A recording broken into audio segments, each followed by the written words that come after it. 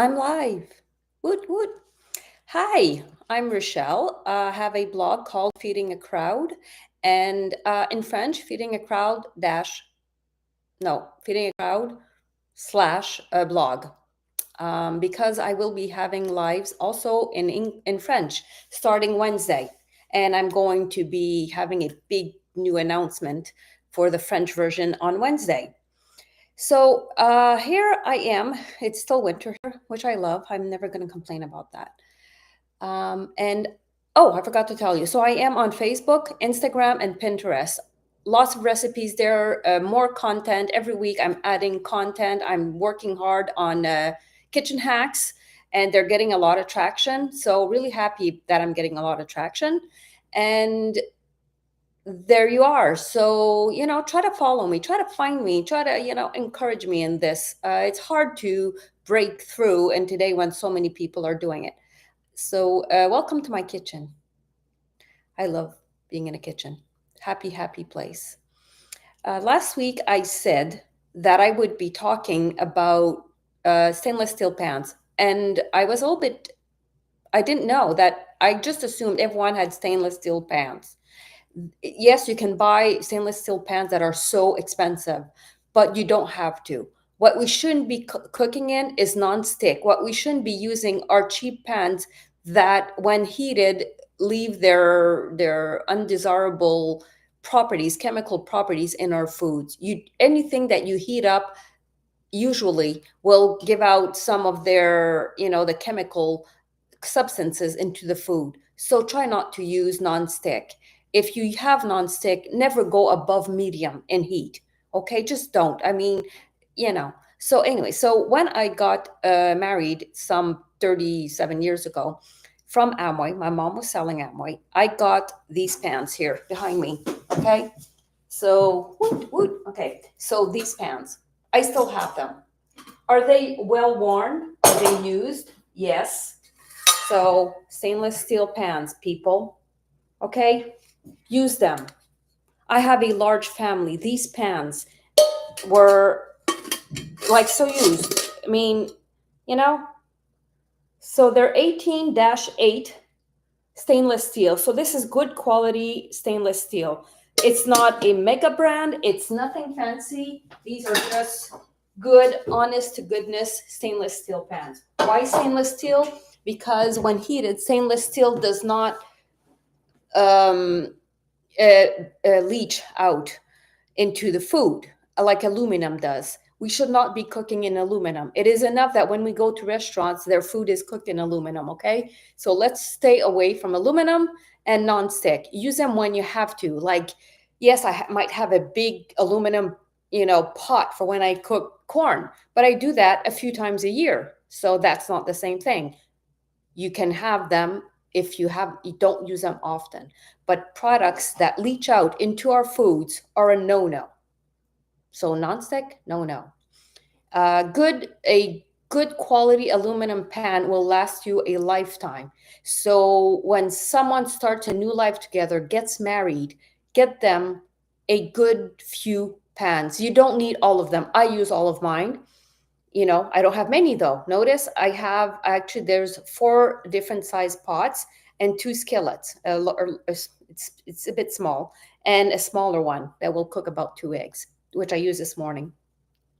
So it's different to cook in than non-stick. You just learn to use them differently, just like iron skillets, which I have, which I use. Iron skillets are important because they do leach out, but they're leaching out iron, which frankly is a lot better than leaching out non-stick, whatever the Teflon they put in the non-stick. Don't use anything that will break and fall into the food when heated or when scratched. So let's just stick to these wonderful normal stainless steel pots that I got 87, so 37 years ago, and they're still good. I still use them. They're still my favorite.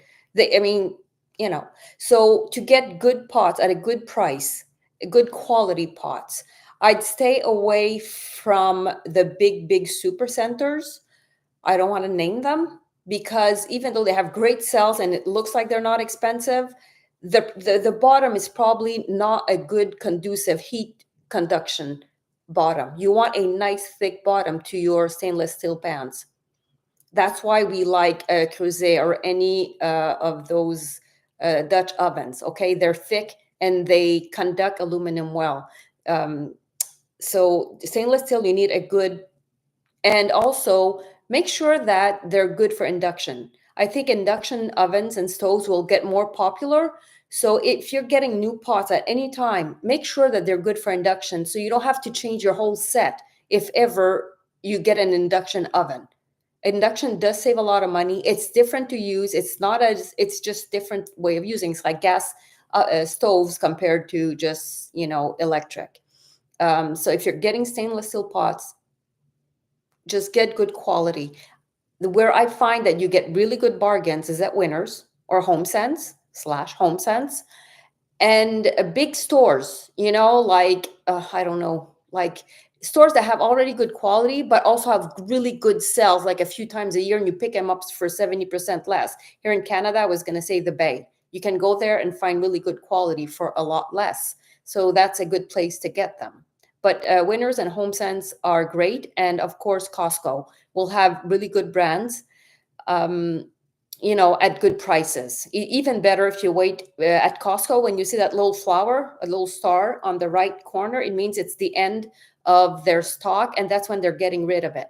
So if you want new pots and pans, Costco, Winners/HomeSense, really good place to go. Look for thick bottoms, and if try to get them that says induction cooking also, because someday when you get that stove and oven, you want your set to still work. And I have some that don't, and it's not as much fun.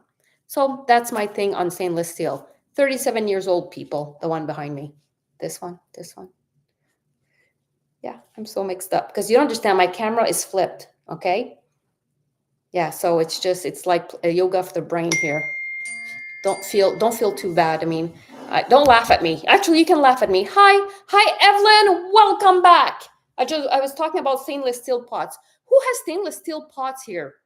Like, who does? Because I want to know, because I thought everyone did, and then not. Anyways, so let me know and do you like them? Do you use them a lot? Do you use something else? Say hi. Do the thumbs up for me, people. See, I just did a thumbs up. Do 2 thumbs up, people. It's important. Okay, thanks. So that was for someone that asked me to talk about stainless steel pots. Of course, you can always text me and we can have a whole conversation. Heavens, I'll go shopping with you. Good for you, Evelyn. You know where I also find, Evelyn, good pots? I actually got a really good one at Value Village. Now, we all know that Value Village is so expensive sometimes, but every now and then you find a treasure, one of those, and it's a bigger one, and it's really great. So sometimes every time you go there, just take a few minutes, look at what they have. Okay, so people that don't know, Value Village is like a Salvation Army here. So sometimes you'll find a really good pot that's perfectly well worn. Also, you know what I like about these that are 37 years old? It's that the handles are metal. Okay, yes, it's a burning thing. Okay, so be careful with that. But they can go in the oven. The ones that have plastic handles, you cannot put in the oven at 450. No, don't get nonstick, please. It's just not good for you. It's bad. It's bad. Please don't ever, have one for sometimes when you cook eggs. We don't do nonstick. It's bad for you. Okay, so back to this metal. I love this metal handle. Goes in the oven. You never have to worry about it. So you say, yeah, and then you put it on the stove and you grab it like that and you burn. Yes, you're right. Okay, trick number 2. Kitchen hack number 2. So take it out of the oven, right? I go like this, put it down, say this is the oven. I flip my glove and put it there. And that is the reminder to me visually, so I don't grab it quickly, not to burn my hand. I've burnt my hand before, quite a few times. So remove it, put this here, small reminder that this is a hot handle, okay?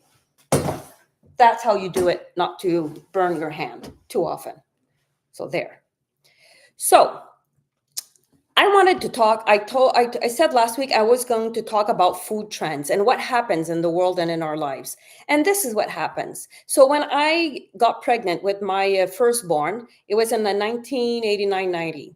And the food guide, the doctor gives me the food guide, and it tells me what I have to eat. And it says 11 pieces, 11 portions of grain. It says like slices of bread.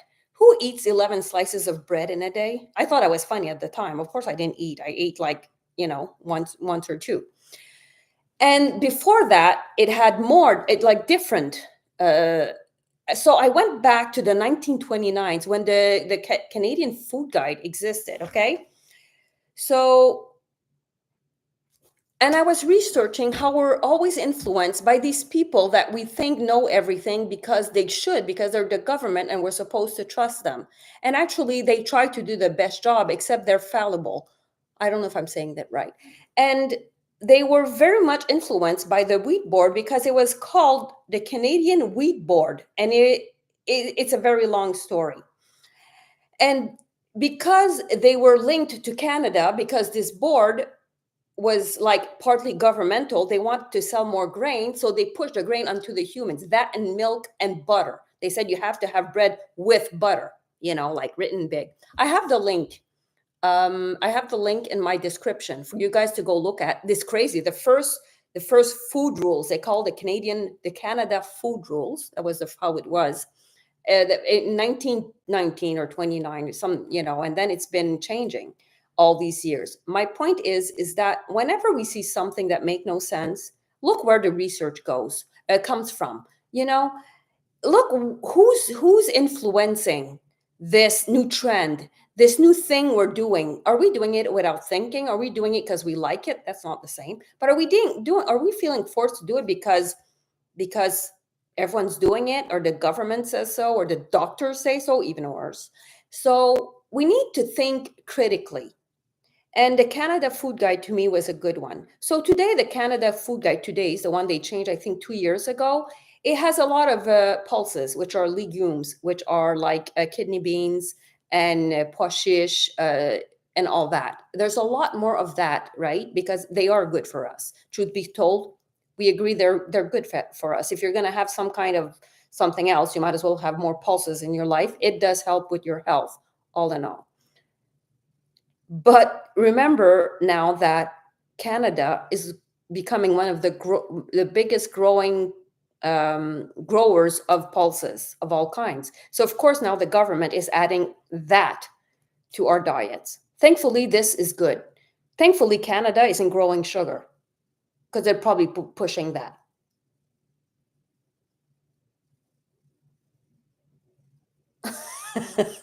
Evelyn, that's absolutely hilarious. So Evelyn says Lucky Charm cereal is better than eggs in the new pyramid of US food for breakfast for kids now. Okay, so like I was saying, let's just be careful. So all this to bring you to this one trend I'm going to absolutely rant about. Drinking too much water. So this came about 15 years ago, when bottled water came out, and all of a sudden we were all walking around with bottled water. And water, you had to drink water. We were like fish. We basically had to have water coming in our mouths and out all day long. And I drink all day when I want to. When I'm thirsty, I drink. Same thing with my kids. My kids already had a lot of water available, and I drank water. But when the trend started coming out, it started like pissing me off. Like, why are we drinking water like fish? It started making no sense to me. And I didn't know about, and years go by, and you drink water when you're hot, you drink water when you're outside, you drink water when you're thirsty. To me, that made sense. And then it came out that the people that were pushing the water were the companies that were bottling the water. They came out with all these super duper like research that we weren't drinking enough water and we needed to drink. Did you see those big bottles of water they sell? And everyone's walking around holding them like this. They might as well have a baby carrier, putting it there and have the straw straight in their mouth. Like, really? Like, you think you need to drink that much water in a day? So I did my research. Well, actually, I did about 5 years ago when a friend says, My son is so sick. He's super good health. He's following like a really new diet. Everything's well, except that he's so crampy. Some days he can't even get out of bed. I was like, so what's the new trend? Oh, they have to drink 3 gallons of water a day. I'm like, wow, that has to be too much water. Of course not. It's water. It's good for you. So sure enough, I go online. I'm like, is there such a thing as drinking too much water? The medical journal. It's actually, listen, it's actually called hyponatremia or overhydration. It causes muscle cramping, increased blood pressure, double vision, and difficulty breathing. That's when you go around drinking too much water. So this weekend, I did even more study, right?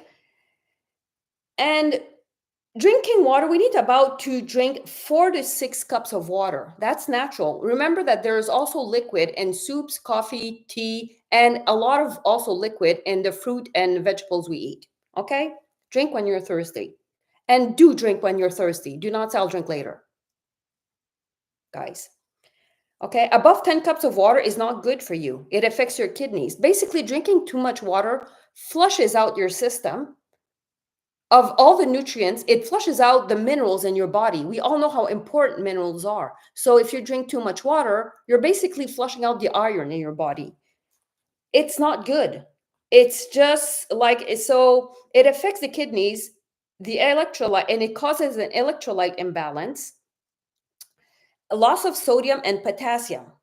Athletes can have overhydration also, because you think I have to drink because they tell you hydrate, hydrate, hydrate. Well, you can have overhydration. So drink when you're thirsty. Listen to your body. Don't listen to whatever is happening. The trends, always ask about trends. Why is this trend there? Who is behind the research, people? Stay smart. Be aware. The minute you see too many of anything, too much of anything, there's something behind it. It's not kosher. I maybe I shouldn't have said that, but yeah. So basically, that's my little rant for today. I'm gonna completely now change the subject. So last week I had a reel on how to quickly prepare ground meat, and I have the reel on YouTube, and it's also on Facebook. And it's when I put all the ground meat and sausage in a big pan. I chop it up roughly, add a lemon or olive oil and season, and put in the oven at 400 for about 12 minutes. Take it out. Anyways, it's in, and I break it up with my pastry cutter, and I put it in whatever, be it shepherd's pie and or spaghetti sauce. Last week I made spaghetti sauce. It is a time saver. You don't have to stand over the stove and break the meat and cook and break the meat and cook and the funny smell and all that. You don't have to go through any of that when you do it my way. I learned this as a garde manger in a restaurant, and we made big pots of every sauce. So that method was a lifesaver, a time saver. And because you have the meat on a parchment paper, it's just so easy. So find the reel if you're curious. It's here, right here under shorts on YouTube. And so I made spaghetti sauce. So I didn't make the spaghetti, yes, but the recipe I came out last week. And then the maple sugar glaze ham. So on Wednesday, you guys know now, ahead of everyone, I am going to come out with my French La Cabane à Sucre. In French, yes, exactly, La Fiche. That's what I mean. Like veggie burgers are so bad for you. They have enough salt to give you high blood pressure. They have enough crap in there. Anyways, yes, so you're right. Don't get me going. I'm trying to say high blood pressure.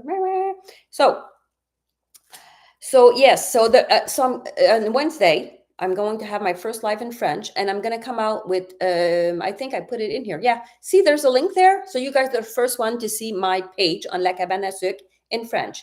And on Wednesday, French live on Facebook. I have over 700 followers there. If I have two, I'll be happy. And I'll be talking about all the cabane à sucre recipes. And the maple sugar glazed ham is so easy to make because it's in when I go to the sugar shack, it's called cooked in maple water. Now, who has maple water at home? Not me. But the recipe from the Laura Secord cookbook, a Canadian cookbook, was smart with that. And they say use apple juice. So I buy unfiltered apple juice, it's apple cider juice or something. And I cook the ham in there, and I've changed the recipe. I've adapted the recipe to what I like. I add a bit of maple sugar to the and water. And anyways, it's the recipe is on the blog. And then to glaze it, I glaze it with maple sugar. The ham is absolutely amazing. Cooking ham in apple juice is weird, but it just is so good. Let's not forget that apple juice already has the acidity you need for breaking down tissue and making things yummy. And there's the sugar. So it's just like making, cooking it when we use apple cider vinegar with brown sugar. So look at that recipe. You want to absolutely make everyone happy. That recipe is a winner. And also, I make sugar pie all the time, and I've never did the recipe for the blog. So I wrote it down and worked on that this week, added that to the website. And on Thursday, I did the cabane à sucre omelet with my secret hacks. And there's a video on that also. And making videos is not easy, people. I don't have an editor. I don't want someone watching me. Anyways, I do the best I can. And then people sometimes have really helpful comments. And I'm like, I need another hand. I need a fourth hand. Because when I make a video, I make it on the spur of the moment. I'm like, oh, I don't look like crap today. Oh, the lighting is good, not too much sunshine. And if I have time and it's quiet, I'm not babysitting and whatnot. So I just like, okay, now, and I just make the video for at that moment, right? Someday I'll just have like maybe a better setup. Right now, it is what it is. Even though my hacks, I've had a lot of the one that I did on the ground meat has a lot of views, and a lot more views also on Facebook because I placed it on Facebook. So the omelet is so much fun to make. It's not my favorite thing to eat, but I've made it so often at the Sugar Shack. I can do it in my sleep. It's and the trick is water and flour. It's a trick. it's more than one thing, but yeah, that's what makes it puffs up and becomes so beautiful and golden. And of course, I use bacon fat.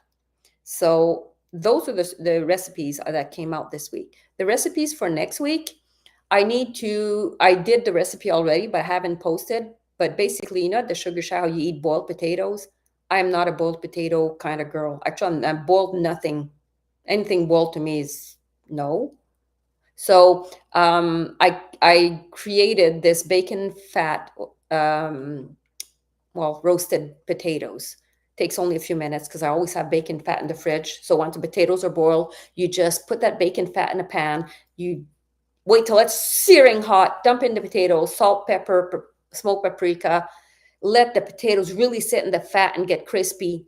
Turn them over, like not too much. It's not something you move a lot in the pan. Let everything crisp up and then put them in a serving dish. And you got amazing breakfast potatoes. You don't have to do them just for the Sugar Shack. So that recipe will come out this week. And I'm thinking of there's no vegetable except boiled veggies at a Sugar Shack. And there's a lot of marinades, which I like. I like beet marinades and stuff like that. Any other thing you guys can think of as veggies at the Sugar Shack? I mean, I'm not, you don't go there to be healthy. Oh, you'll see if you go to the link, I actually have maple sugar glazed carrots, which the kids love, and I make all year round. Or with honey. I use maple or honey or white balsamic. So, those are always delicious. There's potatoes. The potatoes, it's not a vegetable. So yeah, so I was thinking marinades. So I might work on marinades also for that time of the year. And I know that Valentine's is coming, and I might work on a few of the recipes I already have and just up them a bit for Valentine's Day. Like the chocolate spelt. The chocolate spelt brownies are amazing, and fondues. I think if you made your own fondue broth, it would be amazing because it's so expensive and it's so easy to make. I don't see why we buy it, except that we've never made it. So I might actually, because I think fondues are the best food for Valentine. Anyone agree? Anyone has a cheese fondue? Oh my gosh, cheese fondues are amazing. Yeah, and you just actually any cheese recipe. Any ideas? My daughter-in-law wants me to make sucre à crème, which is a very Québécois and very cabane à sucre. Oh, and des grands pies. I have to make des grands pies, which is basically churros, but cooked in maple syrup. So, you know, yeah, it's absolutely delicious. It's like a pancake cooked in maple syrup, but you need the absolutely right consistency. And if I make grand pie, then I'll work on a fondue broth because I think that's a great idea. They're like almost $7 for 2 liters, like for just 1 liter. Like who does that? You just, so I'll look into that. And yeah. And also, I always find these amazing pieces and kitchen stuff because I'm always looking everywhere for stuff. Even when I go to Value Village, I think that I'm going because I'm like, I can't get it. It's like, I don't need it. I have it already. I'm going to bring it here and I'm going to sell it. I'm just going to show it to you, tell you how much I love it, and let people buy it. Because I hate leaving those pieces at Value Village. Some of them are vintage, some of them are super duper quality, and it's just worth it. So I think I might do that. So you guys are not missing out on Value Village finds. Just saying, or when I go antiquing or when I go to, because I'm so curious. I stop everywhere. Like, so yeah. So I'm thinking I might do that also. So, wow, time flies. Anyone going skating today? Yes. So on Wednesday, give me a minute. I forgot what time I made my live for Wednesday, which is so like me. I don't know if you can still see me, but I want to know what time is my live on Wednesday. So content, calendar, planner. So it's not there. Well, darn. So I'm going to go to my other page. Do, do, do, do, do, do, do, do, do, do. So, and learn to use iron skillets. Please do. It's really, really important. It's good for us. And I just feel that, between stainless steel, and I know they have these new ceramic pots, and actually I have one, and I like it. I use it, but anything like that, you don't want to use above medium because you don't want to take that chance. Okay, so let's just be careful with stuff like that. And iron skillets are so much fun to use. Mine are completely non-stick, and you think, what? Yeah, mine are completely non-stick. So that's pretty great. I don't understand why my live isn't on my planner. So I'm a little, oh yeah, here it is. Whoop. Okay. YouTube live boost. Look.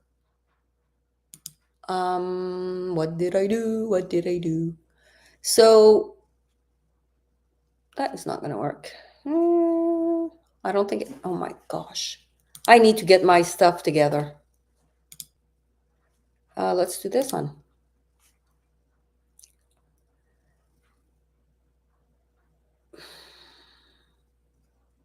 I don't really get it. I think I did something really wrong and I forgot to put the right date there. I just don't even know what to do. Anyways, guys, Wednesday night, I'm going to try to get that live together. I'm so sorry I'm all over, but I must have done something wrong. So there. Oh, I'm still here. All right. Thank you. Hey, what? Then on Sundays, when else are you live? On Sundays, I'm only live at 2. And Wednesday are, hi, Sandra. Welcome to my chat. Every Sunday at 2, I do this. And I'm going to have one on Wednesday in French. And I'm going to talk about all the Sugar Shack recipes. So, because I have a page now in French just for Sugar Shack recipes. So very, traditional heritage recipes from my very trusty books. Thanks, guys, for joining me. Do a thumbs up for me, please, guys. Super important. If you do that, Facebook likes it. Say hi to me in the chat. That is also great for me. And yes, and you can always listen to this, while taking a walk. It's 30 minutes. 30 minutes is great for walking. We all need 30 minutes walk during the day. I'm going to see you Wednesday or next Sunday. All right, I'm going to post this beforehand so you know what I'm going to be ranting about, talking about, and what recipes we worked on this week. You guys are awesome. Thank you. Bye.